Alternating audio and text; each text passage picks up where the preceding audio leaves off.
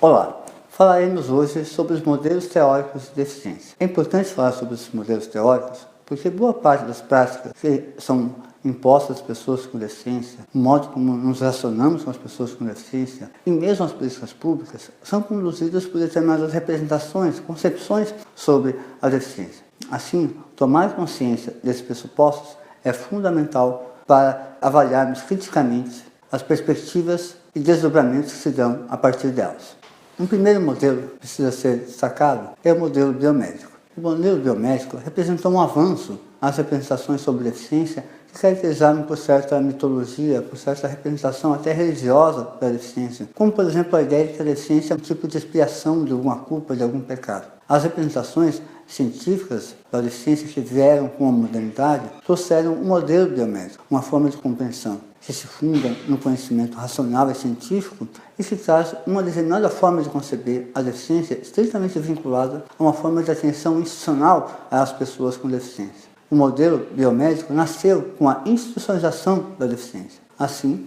as suas formas de organização correspondem, por exemplo, à ideia de que a atenção às pessoas com deficiência tem que se dar em contextos específicos para elas, como os institutos ligados apenas à deficiência visual ou à surdez, que caracterizavam a atenção à educação especial no Brasil desde o início do século XIX. Mas o modelo biomédico também aparece hoje em diversas ideias bem difundidas tanto na ciência quanto no senso comum sobre deficiência. A ideia, por exemplo, que as desvantagens sociais das pessoas com deficiência se devem ao fato de elas terem algum tipo de comprometimento, ou seja, a pessoa cega ou surda tem dificuldade na escola porque ela é cega ou surda, ou mesmo o fato, por exemplo, de uma pessoa cadeirante, uma pessoa com deficiência física, não acessar o trabalho se deve a ela ter a deficiência, é uma forma de representação que chamamos de biomédica. Por quê? Porque culpabiliza a pessoa com deficiência por seu próprio fracasso. Reduz a deficiência a uma experiência individual, onde o sujeito possui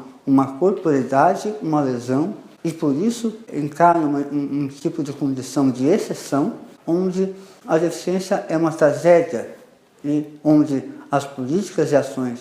para as pessoas são feitas também no mesmo ponto de vista da exceção. Ou seja, para as pessoas com deficiência não precisamos pensá-las no âmbito geral da educação, da saúde, mas sim para elas devemos proporcionar políticas especiais. Enfim, o modelo biomédico objetifica a pessoa com deficiência. Ela é vista como objeto de uma intervenção. Vale dizer ainda que o modelo biomédico não é apenas um modelo dos médicos. Não devemos reduzir o modelo biomédico a um contexto, a uma área de conhecimento, mas sim concebê-lo como uma representação social da deficiência que enfatiza o déficit, foca aquilo que o sujeito não faz e concebe a deficiência dentro de um contexto de infelicidade, dentro da ideia, como já falei, de tragédia pessoal. O modelo social da deficiência surgiu no final da década de 70 em oposição ao modelo biomédico. Trata-se de um modelo que surgiu a partir de ativistas da deficiência, ou seja, pessoas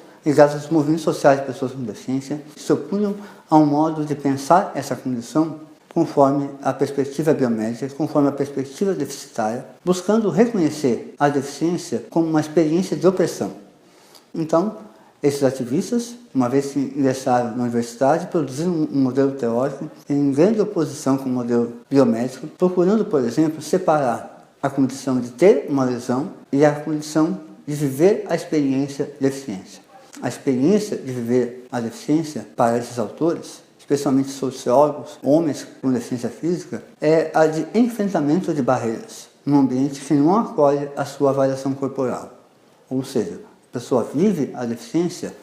no momento em que a sua corporeidade, a sua variação corporal não é contemplada nos espaços. Ou seja, o seu modo de funcionar, o seu modo de comunicar, o seu modo de relacionar com as informações do mundo não é contemplado na vida social, impondo assim barreiras à sua participação, à sua condição de equidade como ser humano. Essa foi a primeira geração do modelo social, que foi sucedida por uma segunda geração formada especialmente por cuidadoras de pessoas com deficiência, né, mães, pessoas com deficiência, e por mulheres com deficiência, que fizeram uma crítica bastante interessante, ao mesmo tempo reconhecendo os avanços da primeira geração, como por exemplo a compreensão da deficiência como uma forma de opressão social, como tendo em parte a experiência de viver num ambiente que não acolhe a sua variação corporal, mas também avançaram, teoricamente, reconhecendo também o fato de que a corporidade, a deficiência e a sua dimensão, portanto, corporal, também produz uma forma de identidade. A deficiência, além de ser uma experiência de enfrentamento de barreiras na sua relação com o mundo, ele produz, como parte da sua personalidade, por exemplo, uma identidade na deficiência. Assim, as teóricas feministas da deficiência produziram uma série de conceitos que valorizam o fato de que as pessoas com deficiência também possuem uma identidade na deficiência, assim como uma identidade de gênero, assim como uma identidade de classe, assim como uma identidade étnico-racial. As teóricas feministas com deficiência propuseram uma crítica à primeira geração de autores do modelo social a partir da noção de interdependência. Ou seja, aquilo que os primeiros teóricos queriam omitir do seu modelo teórico, o fato, por exemplo, que muitas pessoas com deficiência são dependentes para algumas atividades de vida diária, como comer, como levantar-se, como banhar-se, era algo que a primeira geração evitou comentar, buscando dar maior visibilidade para as barreiras do ambiente, para a dimensão pública da experiência da deficiência. As feministas com deficiência procuraram demonstrar que a diversidade no contexto da deficiência é grande e que há pessoas que demandam cuidados. E que, ao invés de simplesmente levantarmos a bandeira de que a igualdade seria uma conquista por meio da mera remoção de barreiras, propuseram a noção de que a conquista da igualdade passava por conquistas mais amplas e pelo reconhecimento da diversidade da experiência da deficiência e da sua heterogeneidade.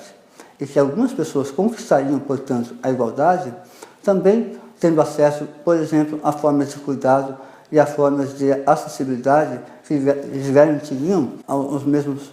direitos. Assim, a conquista da igualdade passa pelo reconhecimento dessa diversidade no contexto da deficiência, e essa diversidade inclui a necessidade de cuidados e também, como ressaltam essas teóricas, a experiência da dor. A demanda de cuidados, a experiência da dor, porque são coisas comuns entre pessoas com deficiência, como por exemplo a paralisia cerebral, era algo que precisaria ser evitado pelos teóricos da primeira geração, que não queriam que se lavasse roupa suja em público, ou seja, que os temas do mundo privado, né, como a dependência de cuidados e como a dor, não poderiam vir a público num modelo teórico, porque ameaçariam o pressuposto de que as pessoas com deficiência, de que o foco deve ser o contexto e não a atenção individual. Mas isso, para as teóricas feministas, não era um problema, porque elas propuseram o princípio da interdependência. Todos nós somos pessoas que, em algum grau, precisamos do outro. Então, o grande salto da primeira para a segunda geração do modelo teórico é o reconhecimento da maior heterogeneidade da experiência da deficiência, o fato de que algumas pessoas demandam de cuidados e que isso é inerente à condição humana. Aliás, um pressuposto bastante interessante da segunda geração é justamente a compreensão de que a própria deficiência é uma experiência humana, e não de alguns. Ou seja, assim como a criança nasce demandando maiores cuidados e precisando, por exemplo, de suporte para caminhar, ou a criança nasce, obviamente, sem falar, mesmo sem enxergar direito, e aos poucos vai amadurecendo essas funções, os idosos também vão perdendo funções. A compreensão de que a deficiência faz parte do ciclo de vida humano foi um salto importante e tem um efeito conceitual fundamental em fazer com que pessoas com essa deficiência não sejam vistas a partir de uma fronteira estanque. Uma vez que a deficiência é reconhecida como parte do ciclo de vida humano, então todas as lutas em prol da acessibilidade e da inclusão vão ser vistas como beneficiando a todos. A inclusão tem essa concepção, ou seja, nós pensar a deficiência como parte do ciclo de vida humano é um pressuposto com um potencial muito grande para a promoção da inclusão das pessoas com deficiência e da identidade entre pessoas com e sem deficiência. O último modelo teórico que merece destaque nessa aula é o modelo biopsicossocial proposto pela Organização Mundial de Saúde. A Organização Mundial de Saúde, na ocasião da produção de sistemas de classificação da funcionalidade, buscou coordenar um modelo biomédico e um modelo social, criando um modelo biopsicossocial. Usando alguns elementos da teoria sistêmica de Talcott Parsons e também buscando coordenar as conquistas do modelo biomédico, assim como as perspectivas do modelo social, construiu um sistema de classificação da deficiência que se traduz na Classificação Internacional de Funcionalidade e Incapacidade de Saúde, a CIF. O modelo biopsicossocial busca valorizar tanto o aspecto da lesão, dos impedimentos de natureza física, intelectual, mental, sensorial, quanto a questão das barreiras, do enfrentamento de barreiras para as pessoas com deficiência ou com algum tipo de incapacidade.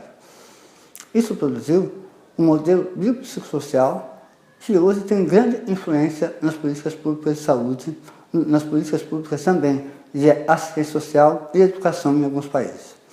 A CIF, que é produto desse modelo biopsicossocial,